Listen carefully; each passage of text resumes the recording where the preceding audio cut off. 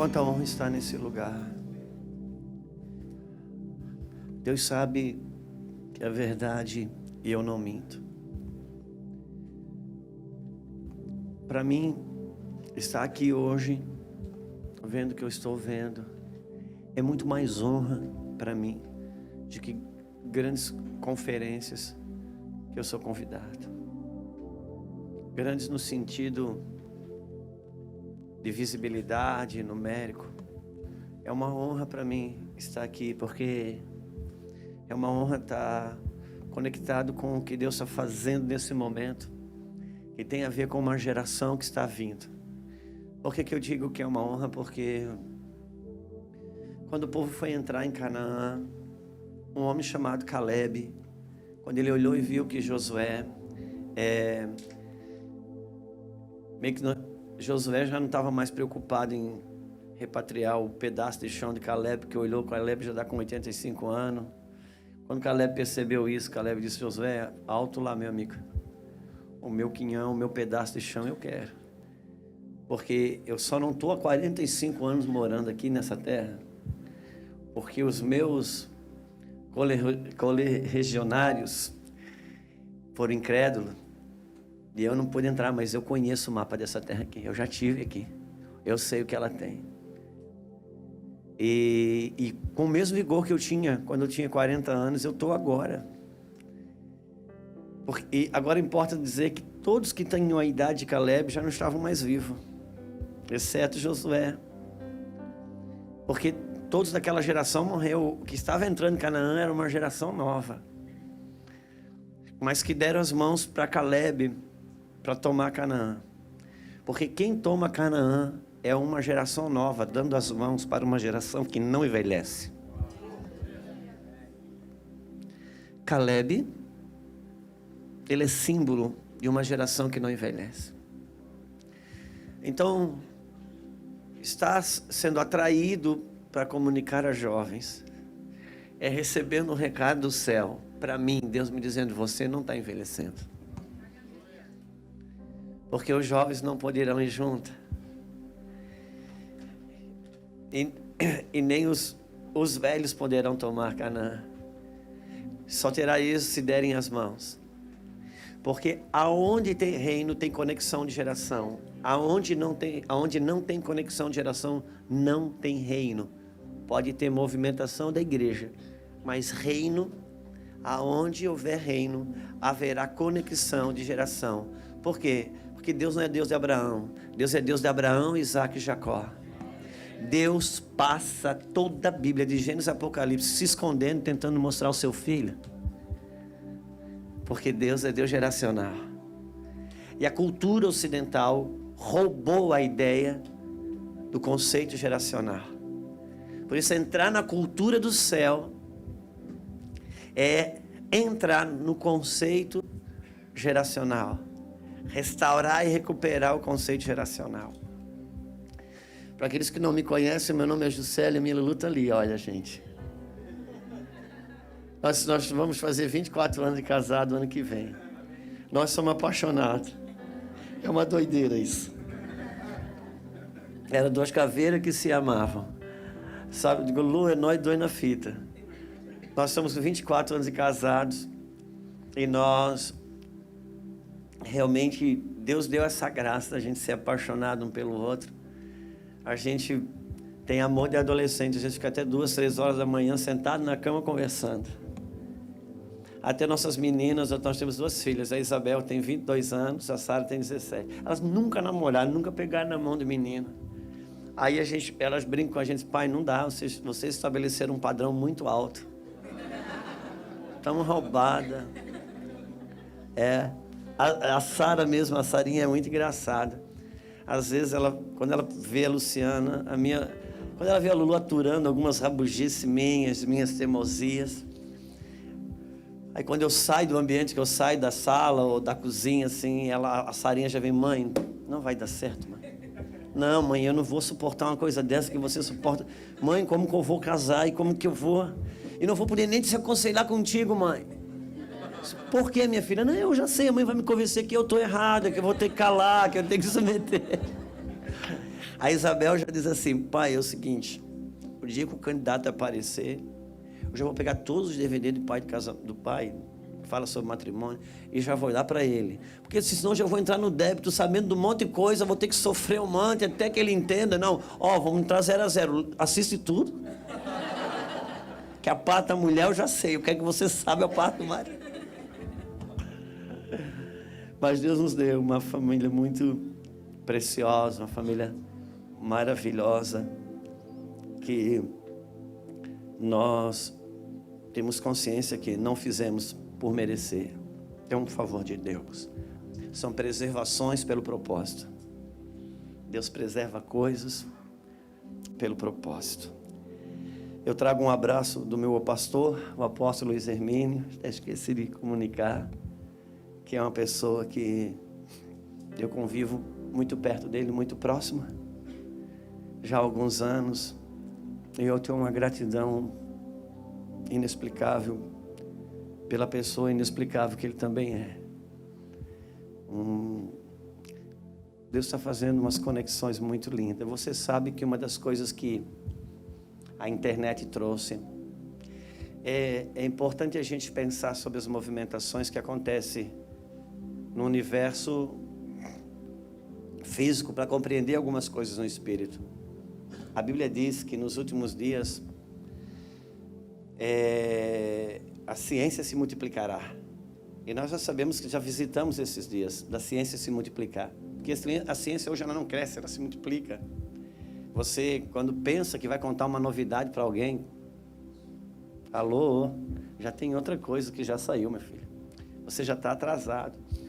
E qual foi o útero, o veículo que viabilizou a multiplicação da ciência? A descoberta do mundo virtual. Descoberta do mundo virtual potencializou a multiplicação da ciência.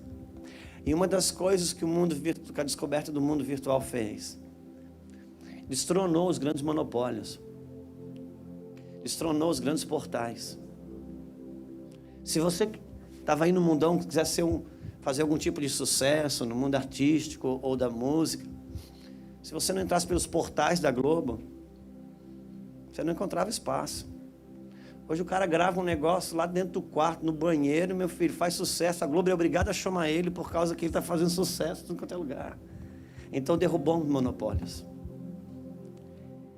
E uma das coisas que é a base do mundo da internet, conexões. E assim Deus está comunicando o que Ele está fazendo também no universo da igreja, derrubando monopólios e trabalhando com conexões.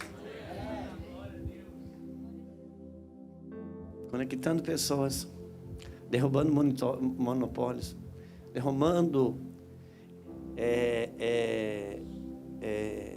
qualquer nome que queira se interpor como mediador, que diz que ninguém vem ao Pai senão por mim. E só tem um que pode dizer isso. Só tem um que se colocou como mediador. Então Deus está fazendo coisas lindas e um trabalho de conexões. Por isso que eu sou meio extraterrestre. Então eu quase não conheço as pessoas. Eu também não conhecia o pastor Davi. Até eles foram tomar um café na minha casa. Como eu sou esquecido do nome, eu perguntei 3 vezes na mesa qual que é o nome mesmo. Ele está vindo. Depois que nossas meninas chamaram no canto, pai, é o Davi do céu e terra.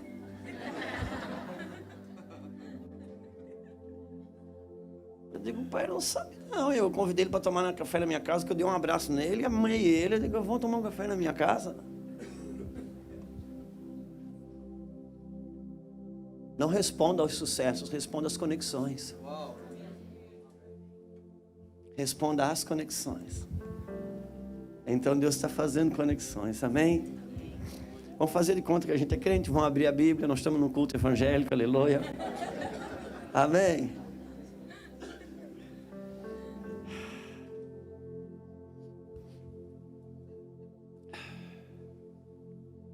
Gênesis no capítulo... Não sei, eu vou ter que achar.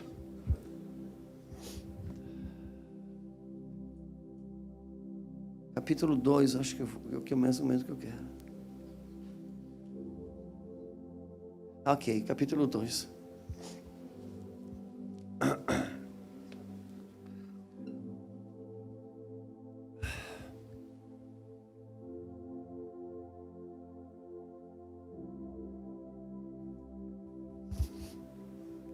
Eu estou com a minha voz um pouco lutando com um negócio aqui na garganta já tem uns dias. Bom, não entendo nada disso. Deve ser... Isso é coisa de músico. Eu não entendo. É tudo certo. Eles sempre me fazem essa pergunta. Eu digo, eu nunca sei nada. Porque o músico já tem toda uma... Tem um ouvido técnico para as coisas. Eu não sei de nada. Até às vezes eu tinha vontade de cantar o mínimo que fosse para não atrapalhar o ministério do louvor. Mas não entendo nada do que é dó, do que é ré. Quando as meninas eram criando bebezinho, eu cantava para fazer elas dormir, elas paravam, fingiam que estavam dormindo só para me parar de cantar. Aí eu digo, então, aí pronto, aí eu já entendi que se eu vou pregar, que dá certo. Ó Pai, te damos graças, Senhor. O nosso coração se rende a Ti. Acha em nosso coração um lugar, Senhor, onde a Tua glória é preservada, onde o louvor do Teu nome é preservado. Nada e nem ninguém pode roubar o que é Teu. Nos rendemos àquela graça especial. Que nenhuma voz, que não seja a voz do Teu Espírito, tenha lugar aqui. Alcance, Senhor. Alcance o nosso coração. Alcance o nosso coração, Senhor. Muito obrigado, Deus. Como foi orado aqui, obrigado por nos fazer parte disso. Capítulo 2, versículo 15. Tomou, pois, o Senhor Deus ao homem e o colocou no jardim do Éden para cultivar e o guardar.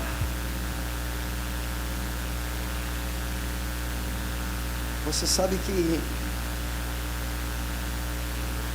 uma das coisas que a gente precisa pensar é sobre essa palavra cultura do céu.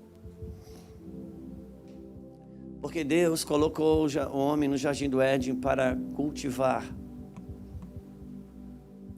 E a palavra cultivo, ela vem de culto.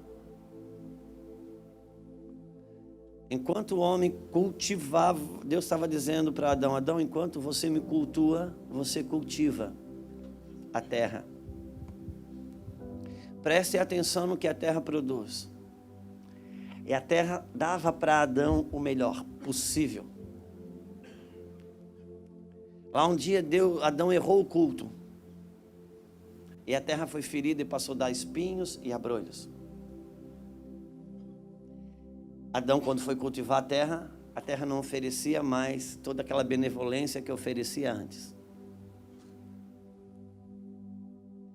Adão quis trabalhar para consertar o cultivo. Não queira consertar o cultivo. O cultivo mostra que você errou o culto quando você começa a cultivar coisas que não são boas. Temos que corrigir o culto e não o cultivo. Porque o cultivo é um extrato daquilo que eu estou cultuando. Se eu estou cultivando intriga, se eu estou cultivando amargura, se eu estou cultivando... O que eu cultivo denuncia quem eu cultuo. E a gente investe muito no cultivo. Nós precisamos consertar o culto. E Deus disse, Adão, você vai cultivar e guardar. Agora que eu vi, meus lindos amigos, olha. Glória a Deus. Versículo 16, diz assim, o Senhor Deus me deu essa ordem, de todas as árvores do jardim comerás livremente, mas da árvore do conhecimento do bem e mal não comerás, porque no dia que dela comeres, certamente morrerás. Capítulo 3, versículo 6. Vendo a mulher que a árvore era boa para se comer e agradável aos olhos, é árvore desejável para dar entendimento. Tomou-lhe do fruto e comeu, e deu ao marido, e ela comeu. Abriram-se então os olhos de ambos e perceberam que estavam nus. Ok.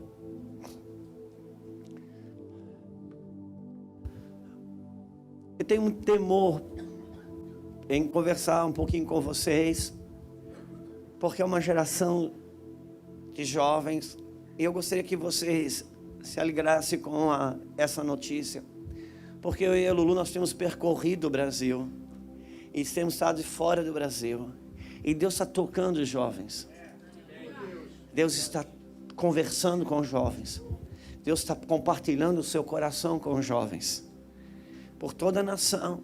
Não tem nenhum grande movimento. Por quê? Porque nossa geração, que veio antes de vocês, mostraram para Deus que nós não sabemos trabalhar com crescimento. O que vocês viveram, nós vivemos. Agora Deus precisa levantar está tocando uma geração que saiba crescer sem se perder. Então não trabalhe para crescer, trabalhe para não se perder. Porque o crescimento Deus vai dar inevitavelmente. Então nós precisamos perceber qual foi a movimentação que houve nas décadas passadas e quais as movimentações que há hoje. Se você é um jovem que está aqui desses que nasceu na igreja, você vai lembrar de um tempo onde caía muito demônios na igreja. E alguns de nós, da minha geração, pensam o seguinte: a igreja perdeu o poder. A igreja perdeu o poder porque não cabe mais nem demônios na igreja. Não tem a ver com a igreja perder o poder. Tem a ver com o tipo de guerra que nós vivíamos naquela época, que vemos hoje. Por quê? Porque as guerras mudaram. E nós, pais, estamos perdendo nossos filhos em casas, por quê? Porque as guerras mudaram, e quando mudam-se as guerras, mudam-se as armas também. E nós estamos perdendo a guerra porque nós estamos lutando com as mesmas armas que nos deram vitória no passado, mas elas não nos dão vitória agora. Por quê? Porque mudou as guerras. E mudou os níveis de guerra. Quando muda os níveis de guerra, muda os adversários e muda a movimentação do adversário. Quando Davi derrubou o gigante, para derrubar o gigante ele precisou de uma pedra. Para cortar a cabeça do gigante, uma pedra não dava. Ele teve que mudar de arma.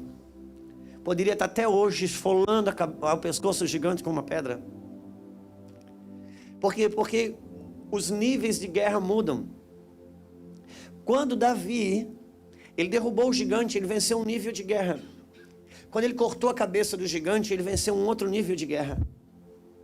Mais tarde, quando ele está fugindo de Saul, que ele está desprevenido de arma, que ele bate na casa do sacerdote Aimeleque, quando ele bate lá, ele pergunta para o sacerdote: você tem alguma arma que você pode me arrumar? Porque ele estava fugindo de Saul, saiu desprevenido, e o sacerdote Aimeleque disse: não há nenhuma outra arma aqui a não ser a lança do gigante que você derrubou, Golias.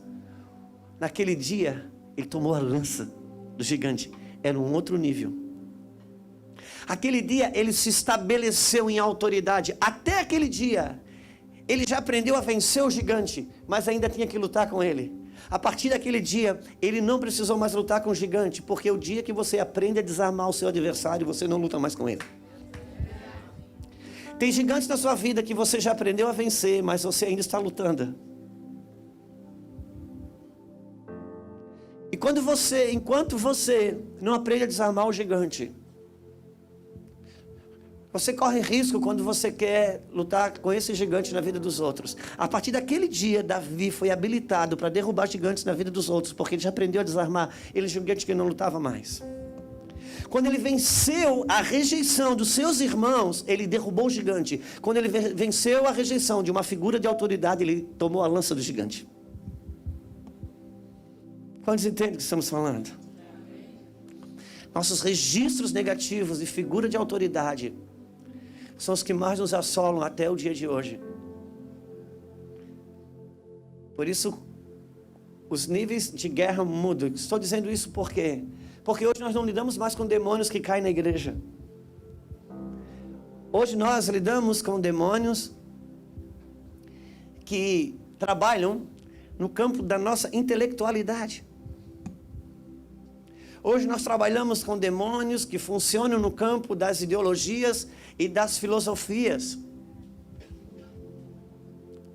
que adentraram as nossas bases de ensino, nas escolas, nas universidades.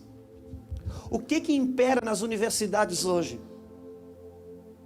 Qual é a grande força de Satanás na sua movimentação de ensino nas universidades? Ele encontrou uma grande veia de atuação chamada teoria da relativização. Por meio da teoria da relativização, ele destrona qualquer possibilidade de existir uma verdade, porque nada é uma verdade, tudo é relativo. A ponto que quanto mais você estuda, menos você sabe. Porque não existe uma verdade. Você só vai descobrindo que você não sabe nada. E por meio da teoria da relativização, usada de forma errada, as universidades se tornaram numa fábrica de dúvidas. E por que Satanás investe na fábrica de dúvidas? Porque se ele investe na fábrica de dúvidas, ele combate o conceito da fé. A fé é a certeza. Se eu construo dúvida, eu combato a certeza. Por isso nós não lidamos mais com demônios que caem no chão. Nós lidamos com demônios que atuam na nossa intelectualidade, que faz. Por isso que hoje, se você quiser parecer ser inteligente na universidade, você tem que achar que Deus é burro e quem serve a Deus é burro. Ao passo que a grande verdade, que a fé, ela é uma inteligência. A fé é uma inteligência. Porque ela ignora o que o mundo caído quer me doutrinar. Para me enxergar o mundo caído a partir do mundo perfeito. Eu não posso olhar para o mundo perfeito a partir do mundo caído. Eu tenho que olhar para o mundo caído a partir do mundo perfeito, para ser uma resposta para ele. Uma criança quando nasce, ela só enxerga 30 centímetros. Por quê? Porque é a distância que o Criador divinamente trabalhou. É a distância entre o peito da mãe e o seu rosto. Porque a criança quando nasce, ela não se percebe. Ela não tem autoconhecimento. Ela passa a se perceber a partir do que ela vê. Logo Deus deu 30 centímetros para ela só enxergar a pessoa que mais a ama e ela já se percebe amada. Por isso que o diabo investe na depressão pós-parto. Para que a criança já se veja amar. Agora entenda, Adão se encontrava, Deus se encontrava todos os dias com Adão. Um dia Deus fez um boneco de barro, soprou. Quando Adão abriu os olhos, quem Deus viu? Quem Abraão viu? Quem Adão viu? Quem Adão viu quando abriu os olhos? Adão não tinha uma percepção de si mesmo. Adão passou a se perceber a partir do que ele via, que era Deus. Então Adão não olhava para si a partir de si. Adão olhava para si a partir de Deus. Um dia Adão erra o culto. E ele cai desse lugar. Cai dessa posição. E quando ele cai dessa posição, a rotina dele mudou. Mas a de Deus não. Deus se encontrava com ele todo dia. Deus foi ao encontro. Chegou lá, ele não estava. E Deus disse: Adão, onde você está?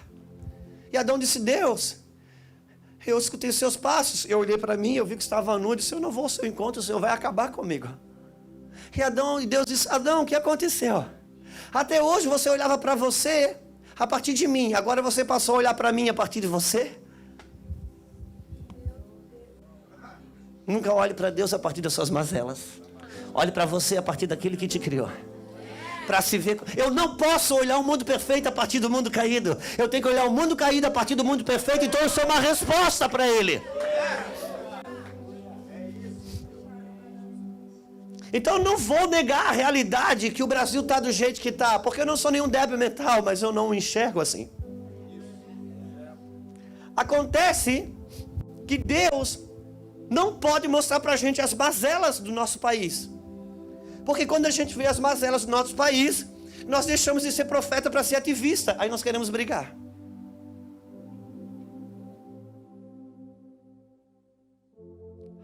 Deus pegou 12 príncipes do povo e disse: eu quero que vocês espiem a terra, porque eu quero dar uma estratégia para vocês entrar ali. Eles voltaram dizendo: Deus está espiado, nós não podemos entrar lá, o Senhor não dá conta de vencer aquilo ali, tem gigante, tem um monte de problema. Deus estava dizendo: gente, eu não pedi para vocês olhar a terra para tentar me explicar que ela é impossível de ser invadida. Não, eu queria que vocês olhassem a terra para me mostrar como que vocês vão entrar nela. Não tenta me explicar para mim o quanto que está ruim. Eu quero mostrar para você como eu posso mudar o ruim. Mas para mudar o ruim, primeiro eu tenho que mostrar para você o quanto que está ruim. Por isso que Deus colocou o profeta Ezequiel no vale de ossos secos. E depois ele dá uma volta e me fez andar em volta dos ossos secos. E eis que estavam sequíssimos. Agora estava pior do que antes. Deus, irmãos, Ele quando mostra as mazelas de um lugar para nós, é para nos dar um mapa e a estratégia de como entrar. Não é para dizer para nós que é impossível de mudar aquilo. Quantos entendem o que estamos falando? Quem foi que mostrou para João sobre as 7 igrejas? Foi o diabo? O diabo chamou João e disse: João, vou te mostrar como é que está a igreja na terra. A igreja na terra está desse jeito aqui, ó. Não foi o diabo. Quem mostrou? Jesus mostrou para ele. E a igreja estava uma lástima, irmão. A igreja estava uma lástima. Eu imagino particularmente como um apóstolo do amor. Quando ele escreveu para a 7ª igreja, ele já estava em depressão. Dizendo: Deus, me mata aqui mesmo, você não tem mais jeito. Foi Jesus que mostrou para ele.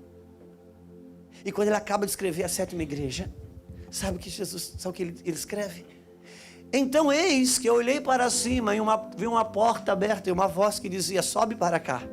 E quando ele entra ali, ele vê Babilônia cair, ele vê a noiva adornada.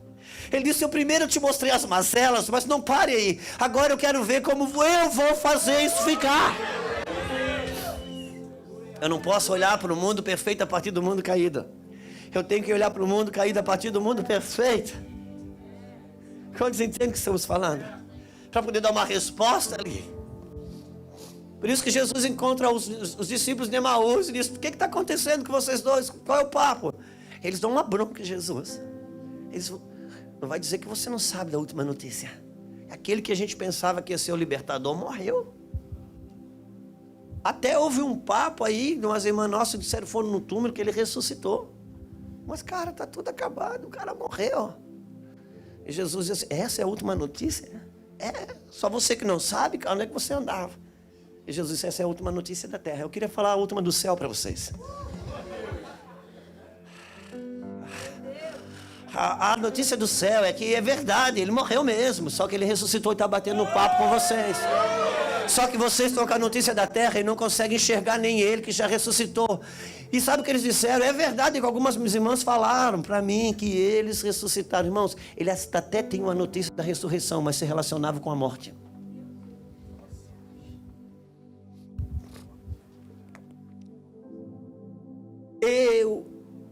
Os demônios de hoje não são demônios que caem na igreja, irmãos. A guerra mudou.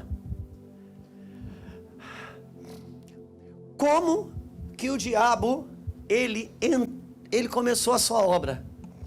Ele não começou a sua obra derramando sangue. Ele começou a sua obra mudando um pensamento. Quantos entendem? Quando ela mudou um pensamento de Eva sobre Deus. Disse: não é bem assim. Na verdade, se você comer isso, você vai ser igual a Deus.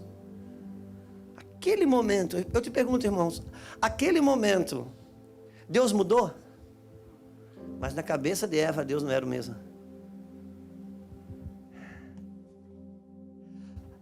Agora vamos entender a operação de Satanás nos últimos dias. Para entender por que hoje nós não lidamos com demônios que caem, mas lidamos com demônios de intelectualidade.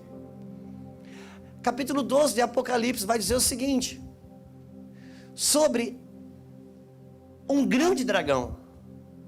E faz questão de dizer no capítulo 12, 9 de Apocalipse, que esse grande dragão é a serpente lá do jardim do Éden, o diabo. Uau! O que fez com que no começo das coisas era uma serpente e no final delas, essa serpente é o grande dragão? O que está falando? Está falando que no final do tempo, a operação de Satanás seria multiplicadamente maior. E como que ele começou a obra quando era só uma serpente? Mudando um pensamento.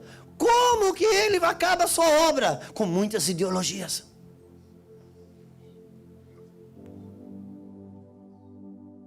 Que sabota a verdade de Deus. Por isso, precisamos de uma geração que entenda não somente a Deus, mas em que guerra está inserido, em que tempo está inserido. Está inserido num tempo do fim. E por quê? Por causa que estamos vivendo dias escatológicos, e eu preciso entender a guerra do tempo do fim.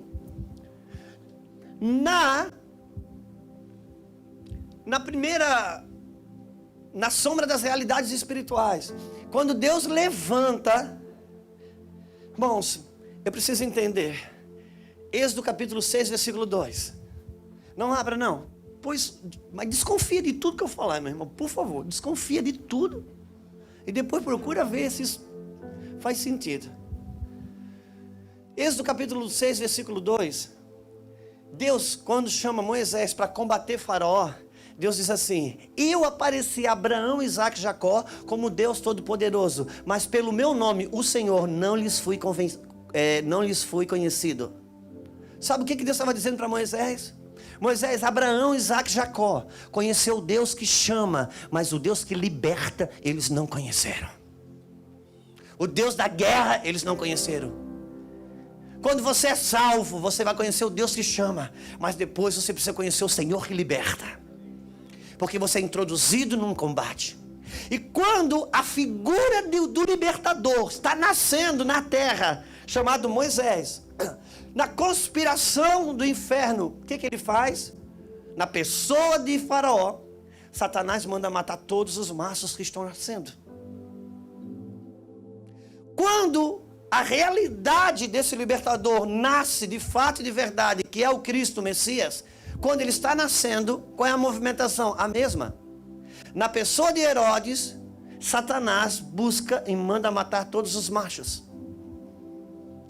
Agora, na iminência da segunda e última vinda do nosso libertador, o Messias, a movimentação de Satanás é a mesma. Qual? Matar os machos. Mas como na nossa cultura, você não pode matar uma criança, com as ideologias, eu mato o macho, matando o macho, eu não preciso matar a criança. Quantos entendem o que estamos falando? Eu preciso saber com que tipo de guerra eu estou envolvido. Que tipo de guerra eu estou envolvido. Então não se preocupem tanto sobre os demônios que não caem, sobre um aparente não poder de Deus.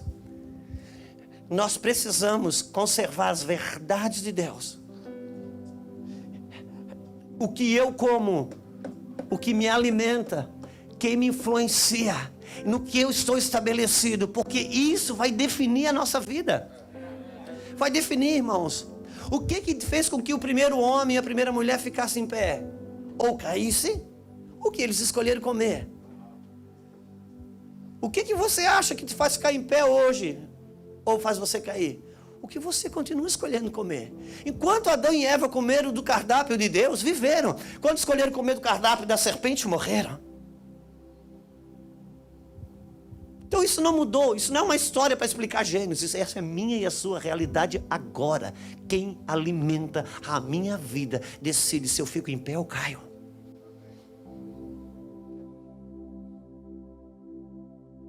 Por isso, pecado não é necessariamente o que eu faço de errado, mas ver Deus da maneira errada. Por isso que pecado na sua origem é errar o alvo. Por que Deus me manda eu não pecar? Irmãos, entendamos uma coisa. A gente se esforça muito para mostrar a graça de Deus que está disponível para aquele que cai. Mas vocês já pararam para pensar na força destruidora do pecado? Deus entregou seu próprio Filho para salvar a humanidade. Para você ver o quanto que o pecado é destrutivo. Cara, se perdeu muita coisa. Adão, ele quando caiu, ele não deu origem à graça, ele deu realce à graça. Sempre foi graça. Então você escolhe se você quer viver no desfrute da graça, como ele vivia, ou no realce da graça. Ah, mas é o pecado. Irmãos, quantas vezes eu pecar, todas as vezes Deus vai me perdoar. Aliás, irmãos, Deus nunca vai me perdoar, porque Deus não vai perdoar. O cordeiro já foi imolado antes da fundação do mundo. Quem é pai e mãe sabe, filho está perdoado antes de errar. O perdão não tem a proposta de perdoar. O perdão tem a proposta de reposicionar. Jesus, ele vem nos reposicionar, ele não vem só nos perdoar. Amém? Agora a gente concorda fácil que tudo caiu em Adão. A nossa teologia logo concorda que tudo caiu em Adão. Como é difícil encontrar fé para saber que tudo foi recuperado em Cristo. Deus não tem problema com o meu pecado, irmãos. Isso precisa ficar claro para a gente que é jovem. O meu pecado não é um problema para Deus, mas é um problema para mim. É um problema sério para mim. Eu sempre gosto, até brinco dizendo, irmão, você pode encher a cara a noite inteira, que Deus não vai acordar com dor de cabeça. Você pode fumar 3 carteiras de cigarro por dia, que Deus não tosse. O meu problema não é um pecado para Deus, o meu problema é um pecado para mim. Por que Deus disse para mim não pecar? Quando Adão pecou, Deus tinha um encontro com Adão todos os dias. Quando Deus foi lá, Adão não estava. E Deus disse: Adão, onde que você está? Ah, Senhor, o Senhor não sabe o que eu fiz. Eu sei. Eu sei, você comeu da árvore que eu falei para você não comer. Pois é, Deus, tem um fruto a menos. Adão, o meu problema não é o fruto que está faltando na árvore. O meu problema é que você faltou o lugar do encontro. O problema para Deus não é o meu pecado. O problema é que quando eu peco, eu falto o lugar do encontro. Deus não sentiu falta do fruto comido. Deus sentiu falta de Adão. O pecado, ele obstrui o meu caminho de volta. Ele é altamente destrutivo. Porque ele faz eu olhar a Deus de uma maneira errada. Quantos entendem o que estamos falando? Então, se no começo, irmãos, o diabo começou mudando um pensamento, no final ele muda muitos pensamentos. Por isso que hoje nós precisamos de uma geração que vai se levantar, que tenha a comida certa. Para quê? Para alimentar uma geração. Para alimentar uma geração. Aonde? No Egito. Porque quando faltar comida, os Josés vão abrir os celeiros. E eu vou dizer para você, tem uma geração tão faminta. Uma geração tão faminta. Agora o que nós não podemos é ter um evangelho marxista, ativista. Não. Eu não posso passar a chamar Jesus de Yeshua e achar que já estou no reino, cara. Não. Eu tenho que me estabelecer nele de fato e de verdade. A partir da minha comida. Porque o que eu como e o que me alimenta vai definir. E as guerras são tão fortes e tão terríveis. Por isso que eu sempre gosto de dizer que o primeiro discipulado, irmãos, do povo de Deus quando saiu do Egito foi o quê? Deus trocou a comida deles. Deus, até agora vocês comeram alho, cebola. Agora vocês vão comer um pão que cai do céu. Irmão, e era diário. No outro dia, ele estava embolorado. É um alimento diário. E eu não quero me estender nessa tônica, mas eu quero pegar um homem, porque era um jovem, um moço, chamado Daniel. Deus arranca ele da terra da promessa, junto com o povo. Nabucodonosor, irmãos, vem e destrói Jerusalém. Todos conhecem essa história, amém? Eu preciso saber e ter muito claro para mim o tripé territorial balizador da Bíblia, que é Egito, terra da promessa e Babilônia. O Egito fala do mundo ímpio, de um homem e uma mulher sem Deus. A Canaã fala do homem e a mulher de Deus no lugar que ele foi chamado para se estabelecer. A Babilônia fala do homem e da mulher de Deus fora da terra da promessa. Nós temos mais ou menos resolvida a nossa vida com o mundo do Egito. Precisamos aprender a resolver a nossa vida com o mundo da Babilônia. Porque o Egito fala do mundo. A Babilônia fala da religião em si. Eu me converti na igreja católica. Eu fui salvo dentro da igreja católica. Eu fui batizado no Espírito Santo dentro da igreja católica. Eu vi centenas de pessoas serem batizadas com o Espírito Santo dentro da igreja católica. Eu experimentei milagres extraordinários dentro da igreja católica. Mover de receber dente de ouro e coisas do tipo. Levantar a mão, 50, 60 pessoas caíram de uma vez só. Quando eu fui expulso da igreja católica, depois de 2 anos debaixo daquele movimento, que vieram me mostrar a fita do Benihim, naquela época era fita. Cara, eu conhecia tudo aquilo ali, nada daquilo era novidade para mim. Agora deixa eu dizer uma coisa para os jovens que estão aqui. Eu vi pessoas serem batizadas no Espírito Santo com o terço, rosário enrolado. Quando eu fui batizado no Espírito Santo, irmãos, eu rezava a Ave Maria todos os dias. Eu era devoto de Maria e fui batizado no Espírito Santo. Eu vi padres homossexuais imporem as mãos e pessoas serem receber o Espírito Santo. Como eu nasci naquele meio e eu fui cheio do Espírito Santo ali, eu tinha tudo para pensar que aquelas coisas não eram erradas, visto que Deus estava ali batizando, curando. Ouça bem, não confunda movimento de salvação com movimento de edificação. Para salvar, cara, você usa qualquer coisa. Pensa, como é muito jovem, não vou usar a figura de filho e filha. Pensa no seu irmão de sangue, caindo numa lagoa, que não sabe nadar. Cara, o que você faz? Você vai salvar com o que você tem na mão. Se tiver um pedaço de pau, um pedaço de corda, você tira a tua roupa, ele pega numa manga da camisa, você vai, para salvar, você não tem critério.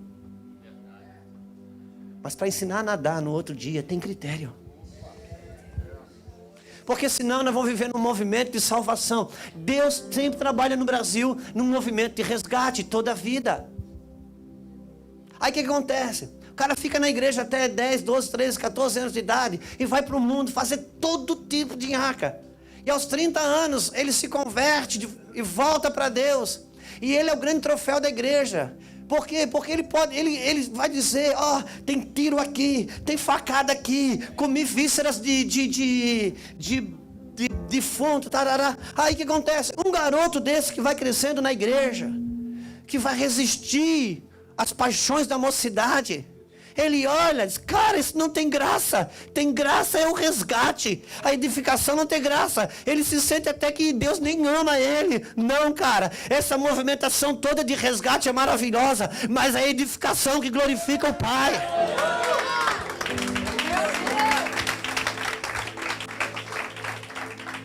Então aprenda os elementos de resgate que te alcançou, que te usa você para alcançar pessoas. Mas se nós quisermos ter continuidade, precisamos nos ater aos elementos da edificação.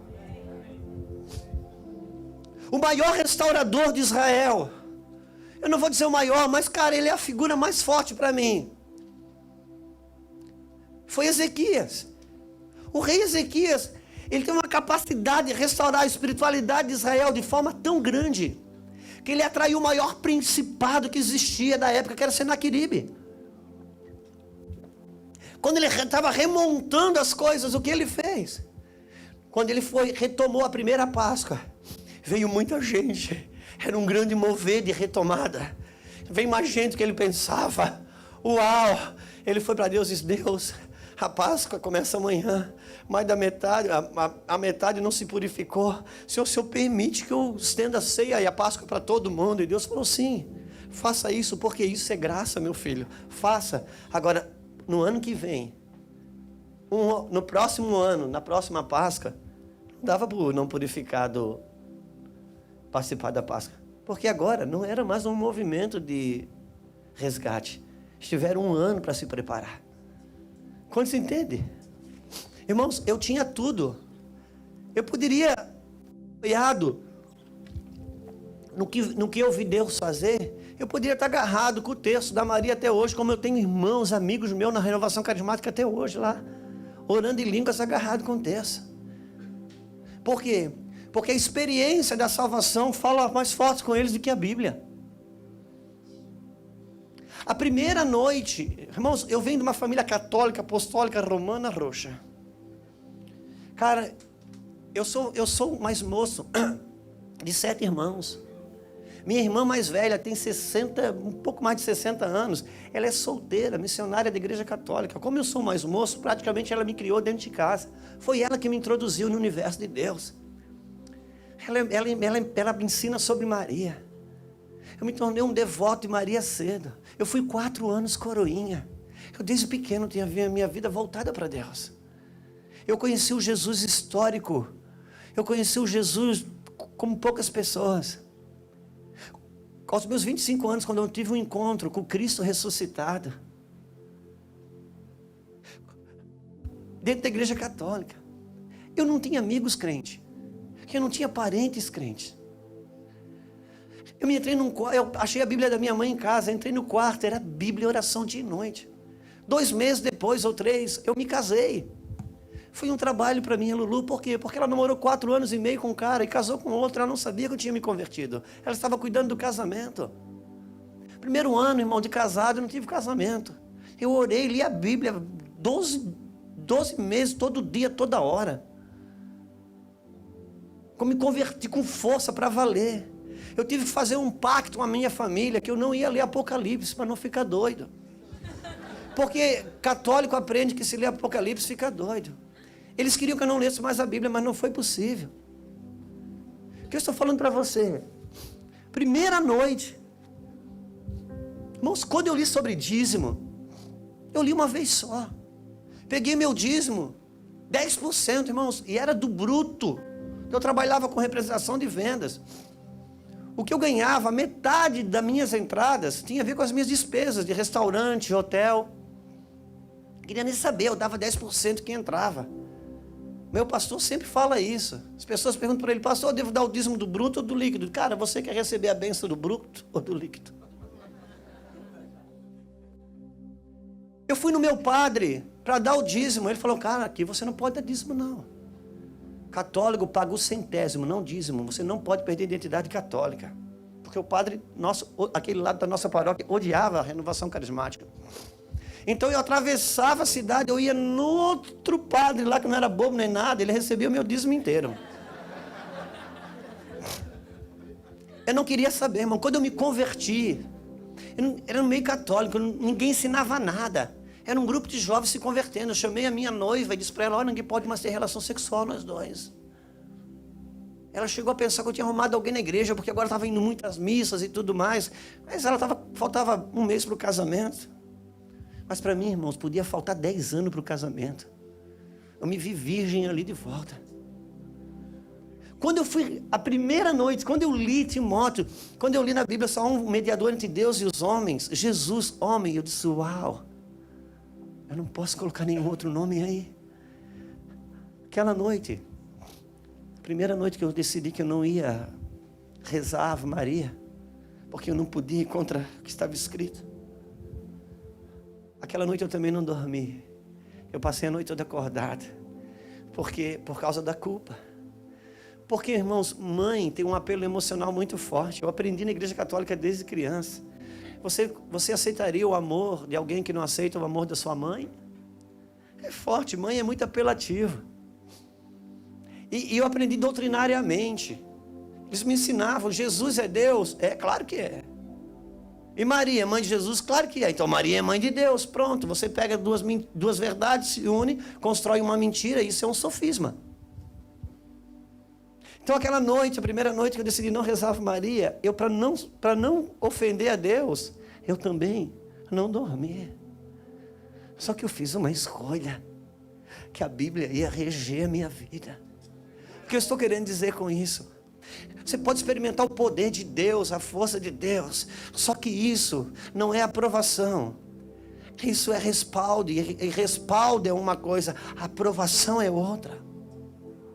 Se esses dois garotos aqui quiser só jogar bola e não estudar, porque eles gostam muito de bola, e eles reprovar, não passar de ano, rodar, como diz lá na nossa cidade, sabe o que esse pai aqui vai fazer no outro ano, irmãos? Ele vai pagar a inscrição da escola tudo de novo. Ele vai comprar o material tudo de novo. E sabe, se ele sentava 20 minutos por dia para ensinar tarefa, agora ele vai se dedicar, vai ensinar 1 hora por dia. Se ele ia buscar uma vez por semana, agora ele vai buscar 3. Só que isso não é aprovação. Ele não está dizendo, os garotos não vão achar que o pai aprovou deles ter rodado. Não, isso é respaldo, isso não é aprovação. E sabe o que está escrito? Esforçai-vos para se apresentar como obreiros aprovados diante de Deus, não respaldados. O púlpito, irmão, te respalda. Tua casa te aprova.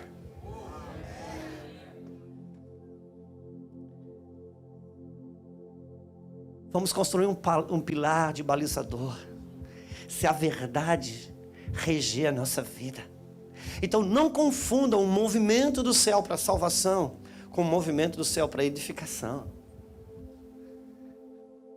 Sabe, senão nós vamos fazer igual Pedro. Pedro, irmãos, Pedro estava vivendo um momento no ministério dele de glória. Era milagre, cara. Ele saía na rua, a sombra dele curava. Até que uma hora ele vai preso. Depois ele é em Atos, debaixo do maior, no ápice do seu ministério de curas e milagres, ele vai preso. E a prisão de Pedro é uma prisão totalmente diferente de Paulo. Porque o sobrenatural, quando Paulo foi preso, foi tudo físico. O chão tremeu fisicamente. As portas fisicamente abriram. Todos que estavam lá, polícia e bandido, todos fisicamente viram. A prisão de Pedro não. A prisão de Pedro não tinha propósito nenhum de cura, de libertação, de salvação. A prisão de Pedro era Deus com Pedro. Pedro foi preso, Deus tirou ele da cadeia. Ninguém sabe até hoje como, foi uma coisa totalmente espírita. Porque as portas não se abriram, estava tudo no lugar, ninguém viu nada, só amanheceu o dia e Pedro não estava, cara. Deus chama Pedro lá na cadeia e diz, Pedro, volta lá e prega a mensagem completa dessa nova vida. Sabe o que ele estava dizendo, Pedro? Você se embriagou com os milagres, você não entendeu o propósito dos milagres. Porque foi o que a nossa geração, a minha geração fez. Nós nos empolgamos com a salvação do Brasil, com milagre, Deus trouxe dinheiro, prosperidade, deu CD, deu de tudo, irmãos. Nós nos embriagamos com isso, mas nós não entendemos o propósito disso. Se Pedro, volta lá, Pedro, entenda que os milagres é para atrair essas pessoas, mas discipula elas, prega a verdade completa dessa nova vida. Pedro, deixa eu te dizer uma coisa, Pedro, você está tão embriagado com os milagres, que eu nem consigo mais falar com você. Se eu não prendo você, eu não consigo conversar com você. Que Deus não precise nos colocar na cadeia para poder voltar a falar com a gente. Quantos estão comigo? A verdade de Deus e a Bíblia Sagrada, irmãos, ainda precisa reger a nossa vida.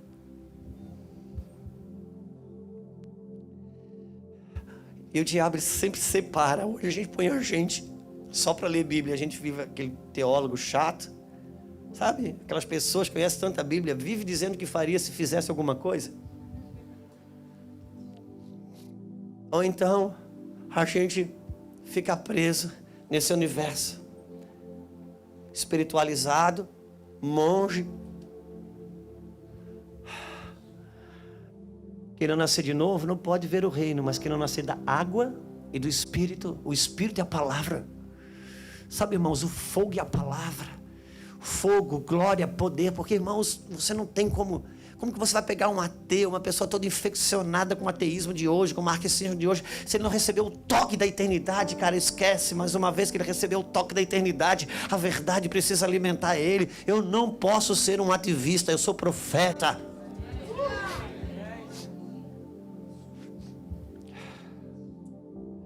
Eu não posso ser humanista, irmão. Eu tenho que ser humano. E o evangelho que não passa pela humanidade, vou falar sobre isso amanhã lá na PGL. Mas eu não posso ser humanista. Deixa eu falar uma coisa para você. Acho que é a primeira vez que eu vou falar isso no microfone. Sempre quando eu falei isso, falei em mesa.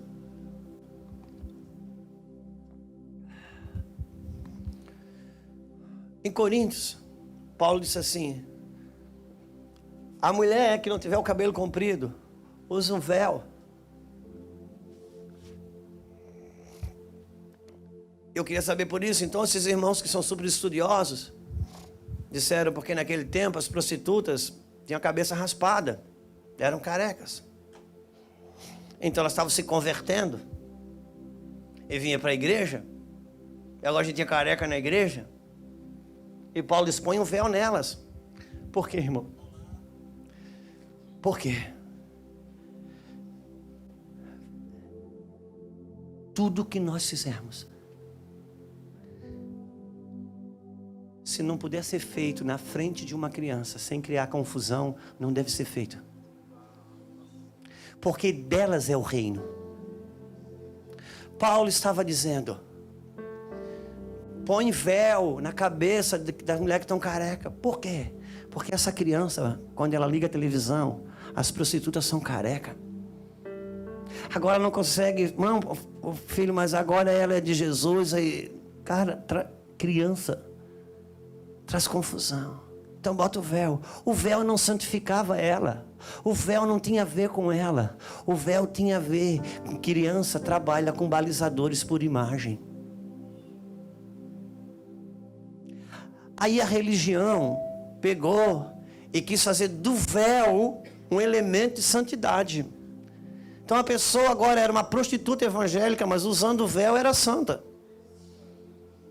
Aí vieram os homens em nome do reino, com um evangelho marxista, ativista, disse: não, as irmãs da igreja que tem cabelo tem que raspar a cabeça, vamos ter identificação com Jesus humano. Aí raspa a cabeça, aí vão ser tudo com cara de prostituta. Não, meu irmão, se você não tem o equilíbrio correto, não é porque a religião pegou os aparatos de visibilidade para usar isso como um código de santidade errado, que agora eu vou enfiar o humanismo dentro da igreja. Quantos entendem o que estamos falando? Irmãos, eu estou falando para uma geração de jovens. Se Deus me colocou nesse lugar, eu vou dar minha porção.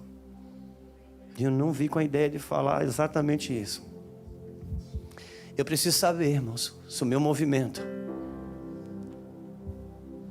Quando eu era garoto, irmãos, havia a fila do menino e a fila da menina. O azul era do menino e o rosa era da menina. Nunca que a professora chegou e disse: olha, Juscelio, você fica aqui na fila do menino, porque você é homem, então você... Não, irmão. Simplesmente eles me botavam na fila com o menino, e aquilo era um balizador que comunicava a minha sexualidade. O que o diabo fez? O diabo, irmãos, ele veio... Todas as cores são de Deus, isso eu sei. Mas ele tornou um universo colorido, sem balizador. Hoje eu não me perco. Sabe, irmãos, se eu vejo dois homens se beijando, é um pouco assustador para mim. Mas não tem mais nenhum balizador externo de que comunica a sexualidade. Para mim não precisa mais, porque teve na minha infância. Isso não precisa mais estar na frente dos meus olhos, porque já está atrás. Mas se essa criança não tem nada na frente como balizador, não tem nada atrás, então o que é um problema, algo para você hoje, para ela não vai ser. Mas ela vai ser uma pessoa rebelde contra Deus? Não, se trata do coração, mas do discipulado. Eu não sei se eu estou conseguindo me fazer entender. Por isso, irmãos, a gente se priva de algumas coisas, não por ser mais santo, mas por causa das nossas crianças. Você sabia que se um bebezinho, um menino nascer, você sabia que se... Quem aqui é pai e mãe? Levanta a mão. Já tem alguns. Você tem filho, homem ou mulher? Os dois. Quando teu menino nasceu, você não foi lá colocar uma roupinha rosa dele, não é verdade? Não. Mas se você tivesse colocado uma roupinha rosa nele, nos seus primeiros 2 anos, você sabia que isso não teria problema nenhum? Porque ele não se vê.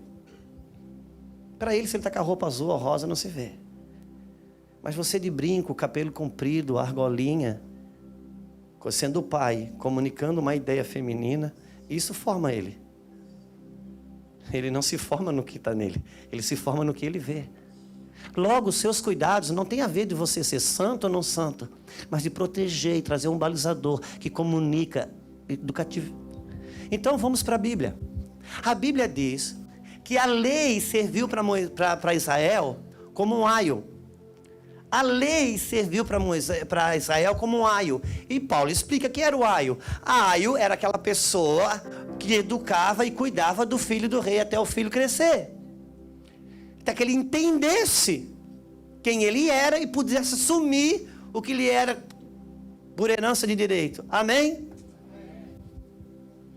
Por quê? Porque enquanto Israel era menino, estava debaixo do aio.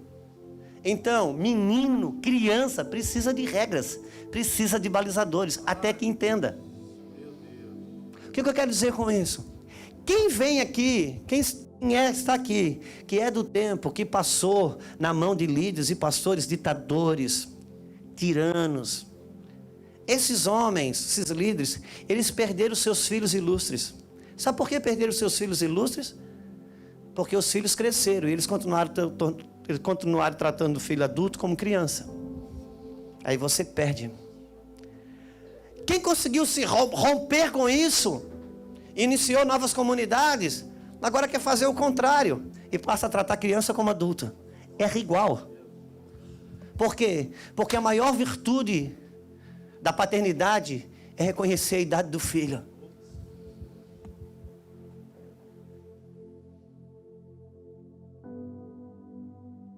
A Bíblia.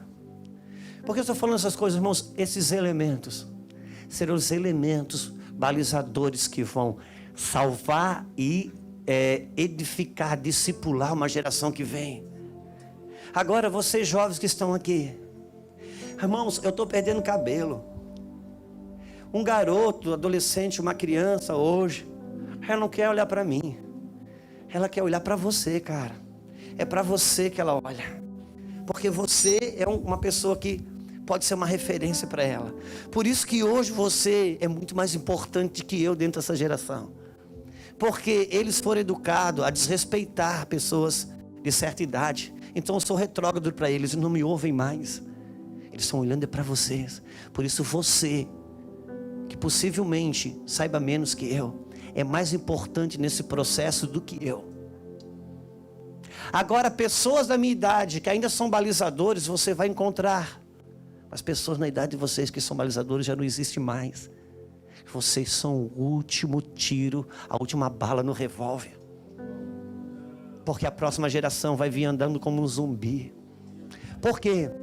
Porque é uma geração do mundo do tablet, o mundo das imagens. Entenda, o padrão de Deus é que a fé vem pelo ouvir e ouvir a palavra de... Ou seja, a fé vem pelo ouvir e ouvir a palavra do Pai. Então, quando o Pai fala, quando o filho ouve, o que o Pai fala, o filho imagina. Quando ele imagina, ele entra na dimensão do Espírito. Então, Deus gera fé sobre o que ele está ouvindo, porque ele começa a imaginar sobre as coisas de Deus. Quando o pai fala, ele imagina o que o pai está falando, ele entra numa atmosfera espiritual. É quando o pai injeta fé. Essa geração que vem desde bebê no tablet, as imagens já vêm prontas, ele não imagina, porque as imagens já vêm prontas. Essa imagem vem pronta, ele não tem imaginação. Então ele não pensa, ele não raciocina. Ele só imagina o que a imagem já comunica. Ele não imagina mais sobre o que o pai fala. Amanhã o anticristo diz, clica aqui, ele clica. Por isso a fé é uma inteligência. Porque a fé brota no coração do filho, que imagina quando o pai fala. Quantos estão comigo? Edificados e edificadores. Uma geração forte. Uma geração forte. Uma geração que vai surgir nos movimentos do céu sem ter experimentado o que os pais deram. Deuteronômio, capítulo 6, é o capítulo central da Bíblia geracional. Porque quando Deus termina de escrever, falar tudo para Moisés, e Moisés comunica ao povo, e Deus fala através de Moisés e diz, essas palavras que hoje eu te ordeno, ou seja, toda a Torá que ele leu, elas estarão na sua mente, nos vossos lábios, tu as inculcarás aos seus filhos. Irmão, sabe o que é inculcar? Inculcar é diferente de comunicar. Inculcar é diferente de dar um recado. Cara, você já viu uma pessoa inculcada? A pessoa inculcada é aquela pessoa que você não consegue tirar aquilo da cabeça dela.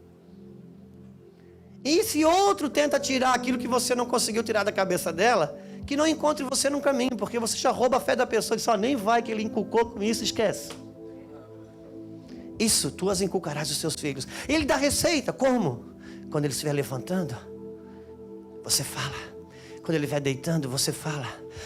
Quando você estiver indo no caminho, você fala. Quando você voltar do caminho, você fala. E no final, ele é escatológico, porque ele diz, tu escreverás também nas frontes da testa e nas palmas da mão. Por quê? Porque essa geração dos últimos dias, que precisa estar fortalecida nisso, nas palavras do reino. Porque quando o anticristo se levantar para marcar com a besta na palma da mão e na fronte da testa, você já está marcado com o reino, não há lugar ali.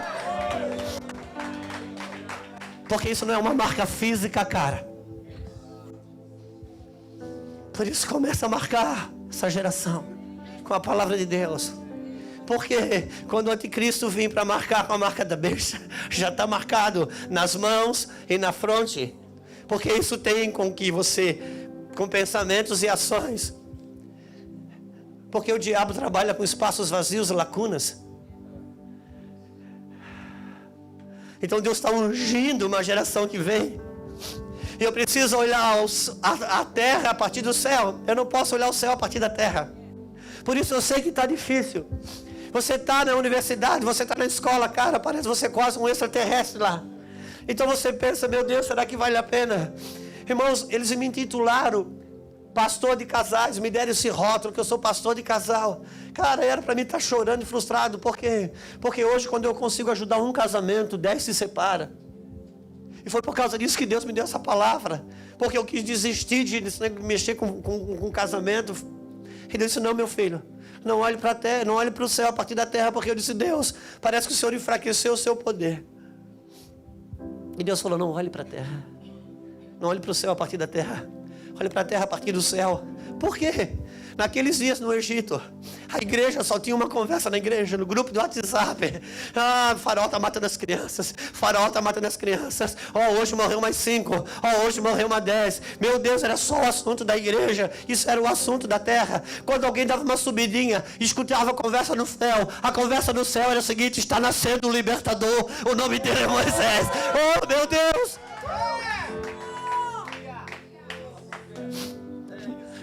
No meio de tanta mortandade, está nascendo uma geração libertadora. Está andando no rio de Deus. Por isso que você é importante na escola, na universidade. Porque aquilo são lugares terríveis. Não faz mal, cara. Você vai esconder na casa de Faraó os Moisés de Deus. Mas para isso, eu preciso estar nutrido somente com essa verdade. Somente com essa verdade. Por isso que Daniel, quando ele chega na Babilônia, oh meu Deus, eu vou encerrar, eu tenho que encerrar. Quando Daniel chega na Babilônia, ele chega, e Nabucodonosor não é bobo, não é nada, viu aquele povo inteligente. Cara, gente, o povo de Deus, irmão. Gente, o povo de Deus não tem explicação. Não tem explicação. A mentalidade do povo de Deus, a sabedoria do povo de Deus. Por que que a gente se move tanto sobre a fora das verdades de Deus? Cara, a fé é uma inteligência tão poderosa. Cara, eu estou na universidade. Irmãos, é tão ridículo os ensinos que querem combater isso. Pelo amor de Deus. Você já viu que as pessoas não, nesse universo do conhecimento, eles não aceitam as coisas de Deus porque está no campo da fé. Você não prova cientificamente. Se você não prova cientificamente, é uma burrice então você querer crer nisso, não é verdade? Não é assim que ensina. Mas é engraçado, porque quando se fala de ideologia do gênero, não tem nada na ciência que apoia isso. Aí o cara é homem, quer ser mulher pela fé, e contradiz tudo o que ele fala. Entende? Nós estamos aqui, irmãos, combatendo pessoas. Talvez você está sentado aqui e você seja um homossexual. Talvez você está sentado aqui e você tem desejos errados. Esse não é o ponto. Nós não estamos satirizando nada. Nós estamos clamando por uma geração que vai se mover nas verdades de Deus, como uma geração libertadora. Agora, uma geração libertadora precisa ser preparada, apoiada nas verdades de Deus, e vai ter que viver os processos de Deus. Por quê? Irmãos, entenda uma coisa: essa geração não é uma geração comum, é uma geração libertadora. Com o libertador, irmãos, as coisas não são tão simples quanto você pensa, porque com o libertador Deus fala por meio do fogo. Com Moisés, Deus falou por meio do fogo. Com o libertador messiânico, que era Isaías, Deus falou por meio do fogo. Com o libertador que rompe com Jezabel e devolve o governo de Deus, que foi Elias, Deus falou com o altar por meio do fogo. Com o libertador, Deus fala por meio do fogo. E João Batista disse: eu vos batizo com água, mas vai vir um cara que ele batiza com o Espírito Santo e com fogo. Agora deixa eu dizer uma coisa: aqui você tem pelo menos 3 batismos. Então se você quer ser salvo, cara, batiza em água. Você quer ser avivado, labachora, labachaia, batiza no Espírito Santo. Mas com o libertador não, cara. Para o libertador, o batismo do fogo é inevitável. E no batismo do fogo você não dá glória. No batismo do fogo você não dá aleluia. Porque o batismo do fogo não te confere uma fé para conquistar, mas para suportar. Que queima as impurezas. Que conhece o combate com os faraó. Pense escatologicamente comigo. Irmãos, os libertadores, eles passam pelos processos. Pense escatologicamente comigo. No meio do movimento para sair do Egito, as primeiras pragas, as primeiras 4 ou 5 pragas, tudo que Moisés faz, os magos do Egito vêm e fazem igual. Depois lê. Quando Moisés transformou o bastão dele em cobra e voltou, o mago do Egito veio e fez igual. Ali Deus já passou uma peneira, Davi. Ali parte da igreja já ficou. Porque se eu posso ter os benefícios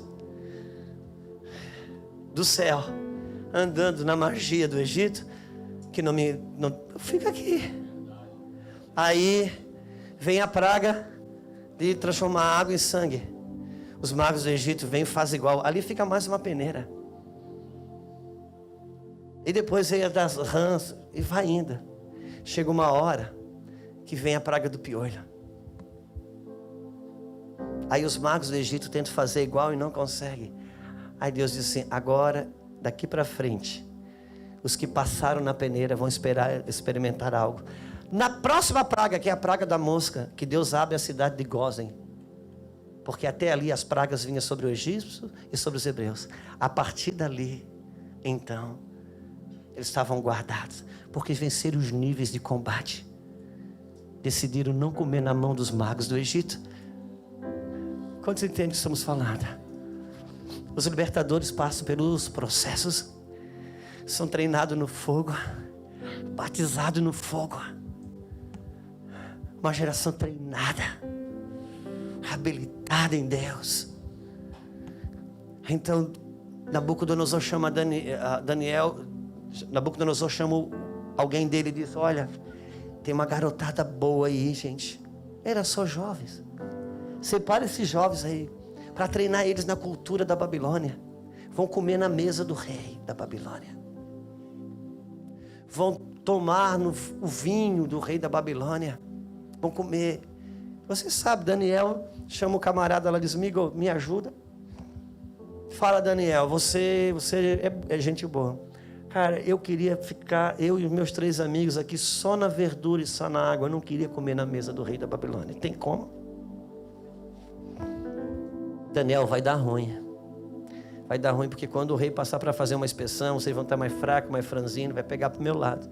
Daniel diz: cara, espera 10 dias só, faz um teste. Tá bom, Daniel, 10 dias tá de boa. Depois de 10 dias você sabe. Os mais robustos eram Daniel. Os mais robustos eram quem? Os 3. Só que eu fico pensando, irmãos, quanto tempo durou isso?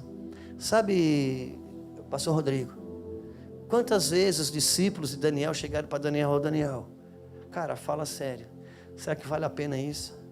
Não é por nada não, os irmãos, cara, vão comer todo dia na mesa do rei, bebe o vinho, come no manjar da mesa do rei da Babilônia. Cara, não acontece nada de errado com eles, os caras estão de boa igual nós. Pô, mas nós estamos aqui direto, cara. Será que vale a pena esse radicalismo?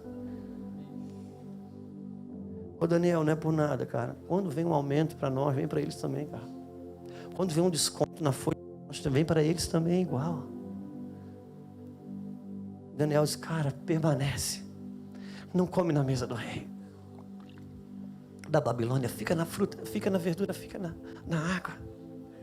Porque, irmão, se você escolhe se separar para se guardar em Deus, não muda nada a sua vida de quem não está se guardando.